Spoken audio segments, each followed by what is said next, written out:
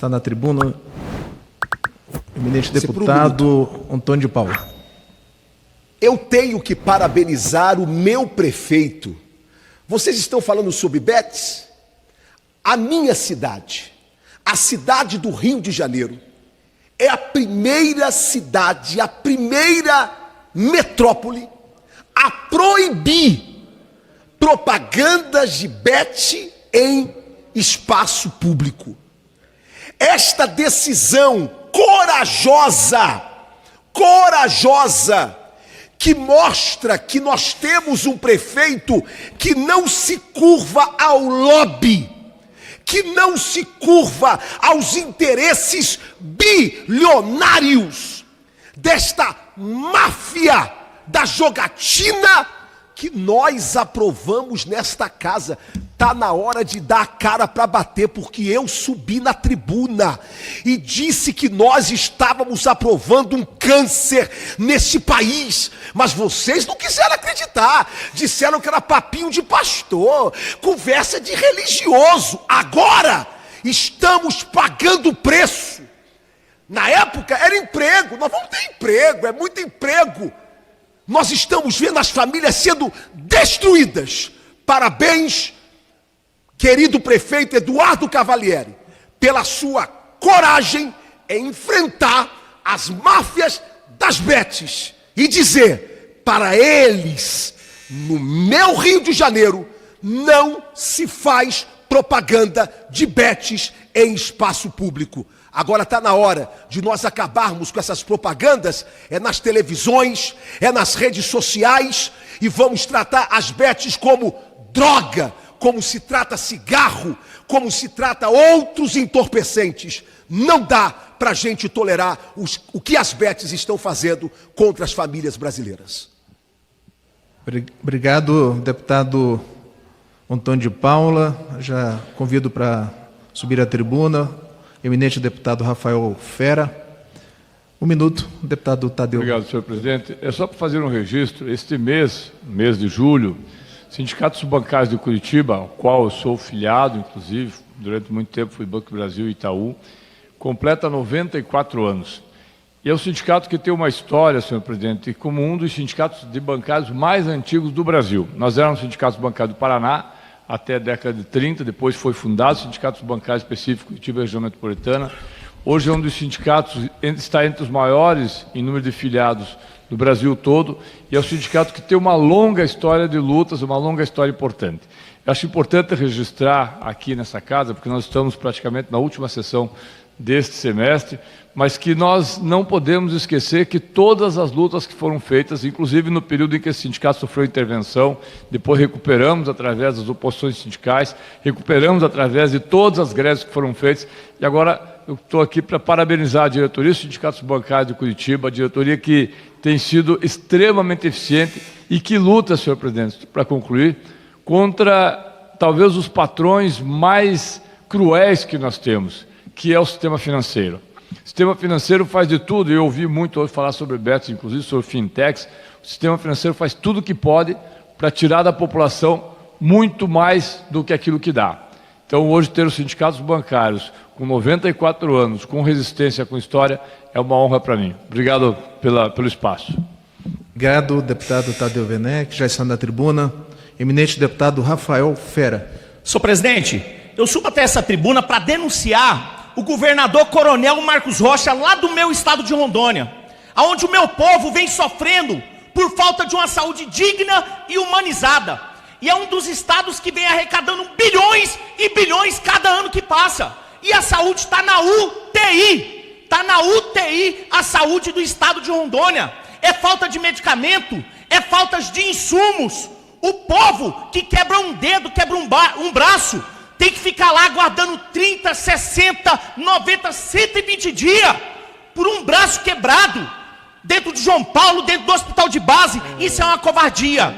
E enquanto isso, fica esses grupos políticos criminosos roubando o nosso povo do estado de Rondônia na cara dura, aonde a Polícia Federal bateu lá na porta do presidente da Assembleia Legislativa, do deputado estadual Alex Redano, bateu lá na porta da casa deles, da prefeita Carla Redano, a PF bateu lá na prefeitura de Ariquemes, também devido ao contrato da Milênio, lá de Manaus, onde que depositou milhões na conta de uma servidora pública lá da Prefeitura de Ariquemes. Atenção, vereadores de Ariquemes, fiscaliza a Secretaria de Planejamento.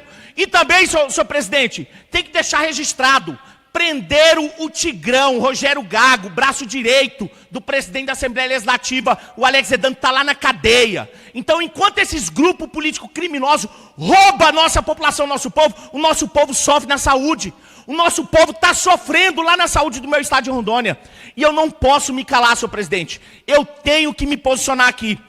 Recebo informações de que a Assembleia Legislativa do estado de Rondônia, em forma de um projeto de lei, remanejou mais de 200 milhões que era para construir o Euro, o tão sonhado hospital do nosso povo, do estado de Rondônia, lá na capital, o Euro, que é para atender o nosso povo do estado de Rondônia. Eles fizeram ali um projeto de lei, aonde que remanejaram para outros fins. Isso é uma covardia. Esse governador não vai cumprir com o que ele falou. Esse governador não cumpriu com o hospital regional lá do meu município de Ariquemes, lá para atender o nosso povo do Vale de Jamari. Só vai acontecer o hospital regional agora devido aos deputados estaduais, e eu sou um deles que, devido à bancada, alocamos lá recursos de emendas parlamentares para construir o hospital regional em Ariquemes. Então, o que fica registrado aqui, o nosso povo do estado de Rondônia está sofrendo, está morrendo, porque a saúde está na UTI, enquanto esses grupos políticos criminosos estão roubando nosso povo. E se cuida, governador, que a Polícia Federal também vai bater na sua porta, tá? Se cuida, tá, governador? Perante essas manobras que você vem fazendo, principalmente querendo terceirizar a CAERD para a futura AEGEA. Anota o que eu estou falando, AEGEA. Obrigado, senhor presidente. Obrigado, deputado Rafael Fera. Convidar, tempo de líder, o sargento Gonçalves, que está aqui, registrado. Perfeito. Nosso querido sargento Gonçalves, do estado do Rio Grande do Norte. Antes, porém, fazer um registro aqui. No último domingo, dia 12, nós fomos surpreendidos no estado do Espírito Santo por uma notícia muito triste ali no norte do estado. O falecimento, a partida do pastor João Messa Santos, nosso querido João Celso.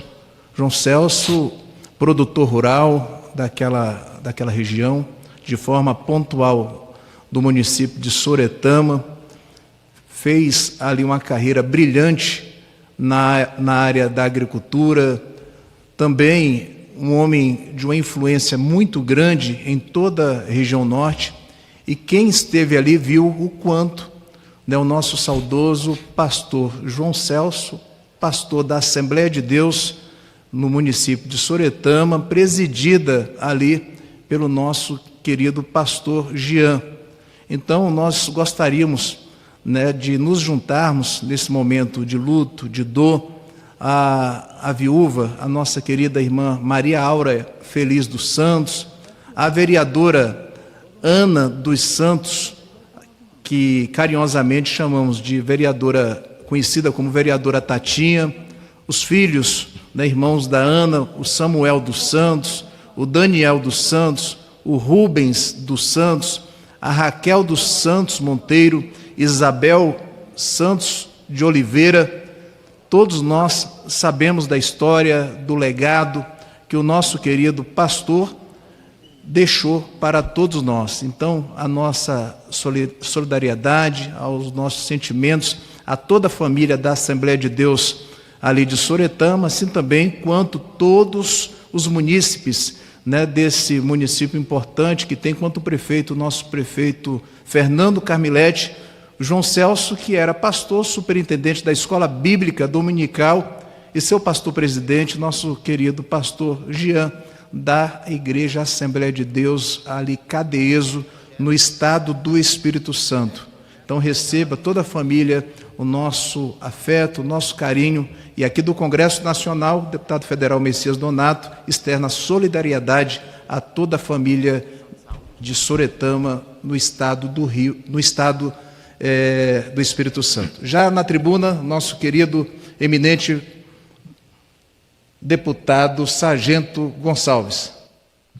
Senhor presidente, o tema que iria tratar seria até outro, mas eu não poderia me acovardar, de fato, de ouvir um deputado falando o que falou na tribuna e não buscar, de alguma forma, na condição de soldado, sair na defesa do nosso pré-candidato, senador Flávio Bolsonaro. Tenho muito respeito ao deputado Antônio de Paula, ao nome da família dele, assim como o Flávio leva o nome do presidente Bolsonaro, ele leva o nome de Paula, do cantor Oséias de Paula, que é uma referência para a música evangélica do nosso país. Então tenho muito respeito ao sobrenome dele. Mas não poderia, de fato, a Bíblia diz que quem comigo ajunta e espalha.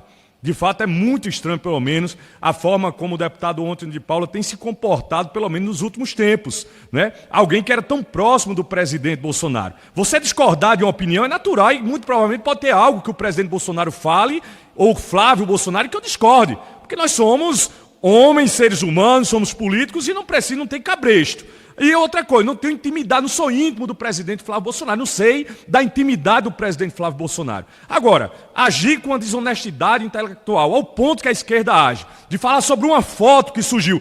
Quantas fotos? Eu não tenho a fama que o nosso futuro presidente Flávio Bolsonaro tem. Mas a quantidade, centenas de fotos que eu tiro no Rio Grande do Norte, meu presidente, é na praia, é num clube, é numa festa, é na igreja. E eu não pergunto a ficha criminal do sujeito. Eu não procuro saber quem é o sujeito. Aí aparece uma foto que, inclusive, talvez você vá ali, tem uns dedinhos meio estranhos, não sei nem se foi produzida, mas mesmo que seja uma foto real, que tenha sido tirada com esse sujeito lá, braço direito do pessoal do Master. Mas você, de repente, fazer uma acusação leviana, como que, de fato, essa foto dissesse alguma coisa sobre a conduta do Flávio Bolsonaro, fala de direita. Não existe direita sem o presidente Bolsonaro. Já dizia o pensador, o filósofo Olavo de Carvalho. Não existe, a direita no país é Bolsonaro. Antes de Bolsonaro, o que o deputado quer chamar de direita? O PSDB? O MDB? O candidato a vice-presidente da chapa lá, do Kassab, que ele está apoiando? O Kassab, melhor dizendo, vice do Caiado?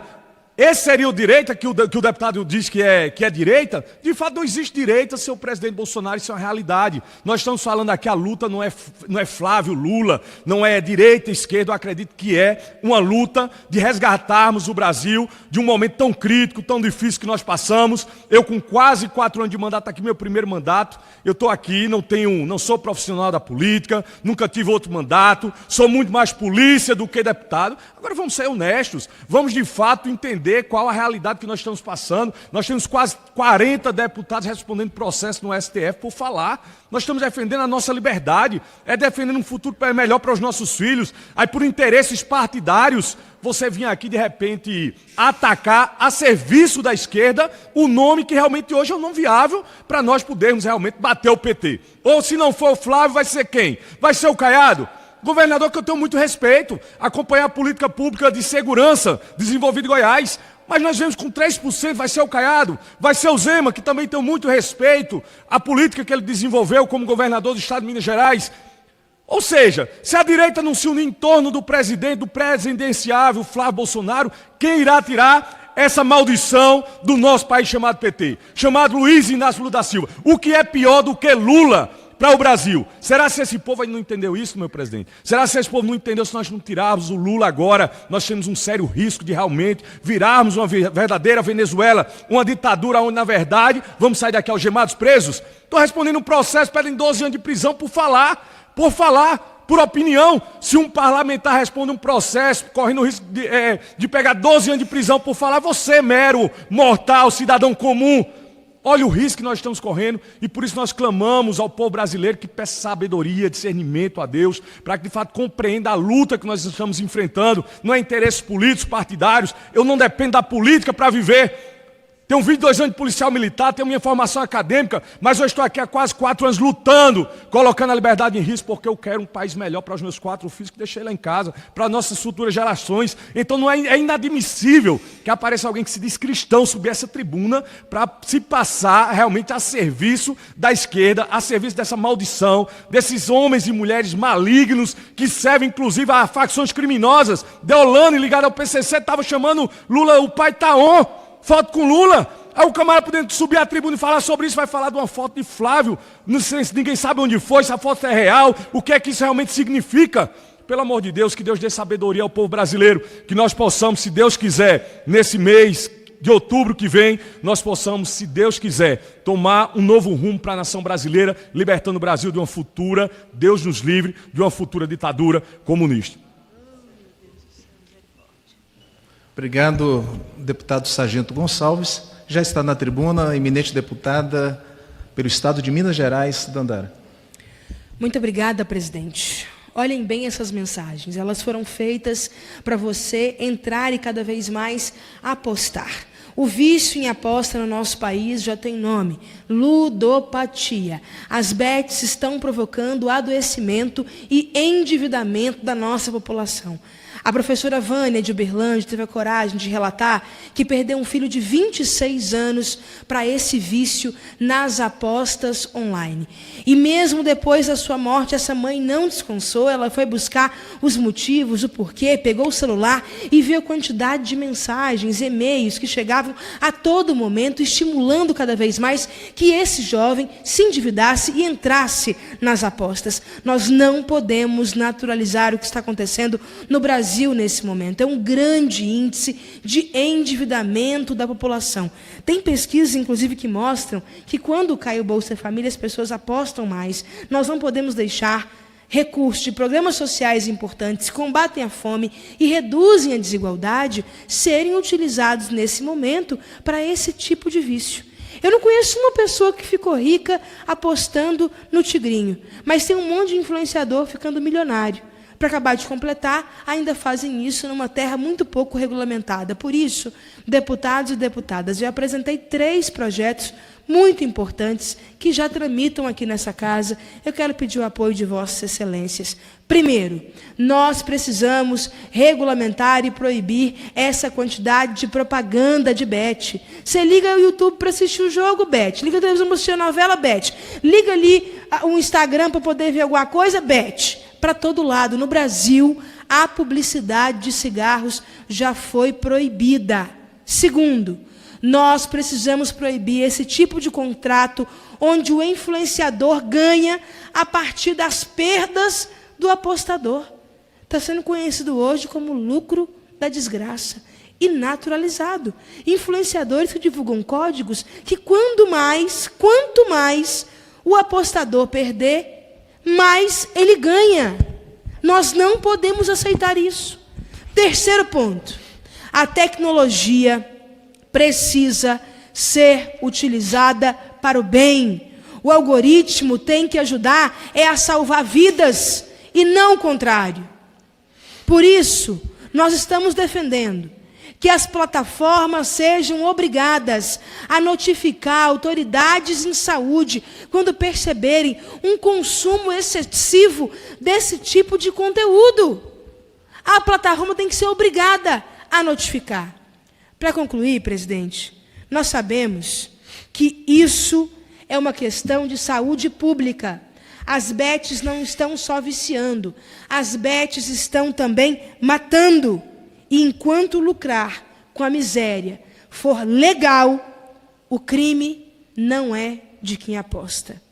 Nós precisamos dar uma resposta à altura, enquanto parlamento brasileiro, e não compactuar com isso que nós estamos vivendo. Eu peço que essa minha fala seja veiculada nos canais de comunicação dessa casa. Muito obrigada. Fala, galera da Folha TV, não se esquece de se inscrever aqui no nosso canal para assistir programas como Folha Notícias Manhã, Folha Notícias Noite, o nosso Folha Entrevista e o nosso Barzinho das Meninas. Muitas coisas bacanas a gente acompanha por aqui e a gente precisa muito do apoio de vocês para nosso trabalho jornalístico, investigativo, de curadoria de conteúdo, com vocês ajudando no nosso Pix, folhademocrata@gmail.com, ou mandando superchats, valeu demais, e os recursos financeiros, tornando-se membro do nosso canal, no nosso curso de jornalismo básico, para você ficar muito bem informado a respeito de tudo. Queridos e queridas, muito obrigado pela presença de todos vocês, vida longa e próspera. Cuidem-se, cuidem dos seus, e não esquece de se inscrever aqui na Folha TV. Até mais!